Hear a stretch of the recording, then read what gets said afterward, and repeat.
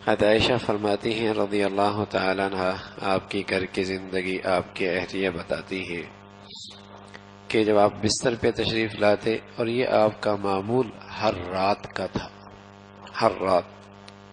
جب آپ بستر پہ تشریف لاتے تو کیا کرتے کہ جمع کفیہ، یوں اپنے ہاتھوں کو اکٹھا کر لیتے، پھر اس کے بعد 3 مرتبہ قل هو اللہ احد، 1 مرتبہ قل اعوذ برب الفلق، قل اعوذ برب الناس پڑھ کر تینوں کو، اور اپنے ان ہتھیلیوں پر پھونک مارتے، اور پھر ان ہاتھوں کو اپنے سر سے اپنا چہرہ اور اپنا جسم پر، پورے جسم پہ اسے مل لیتے، پھر دوبارہ اسی انداز سے یہ 3 صورتیں پڑھتے، اور پھر پھونک مارتے، اور پھر ان دونوں ہتھیلیوں کو اپنے پورے جسم پہ مل لیتے،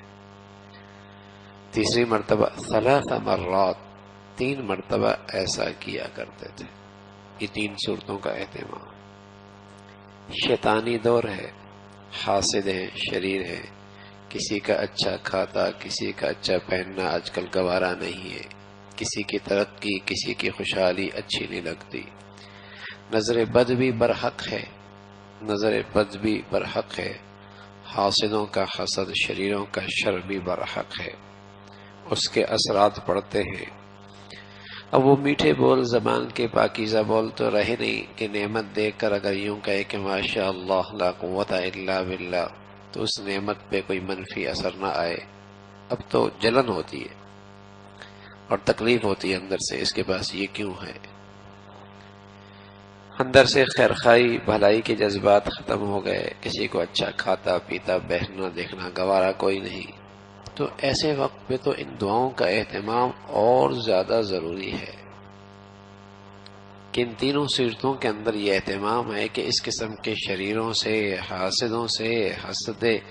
نظر بد سے آدمی کی حفاظت ہو جاتی ہے۔ اور عائشہ فرماتی ہیں رضی اللہ تعالیٰ عنہ کہ اللہ کے نبی یہ ہمارا ہر رات کیا کرتے، کل لیلہ، ہر رات اس کا اہتمام کیا کرتے تھے۔ اصل میں نا ہم ہر چیز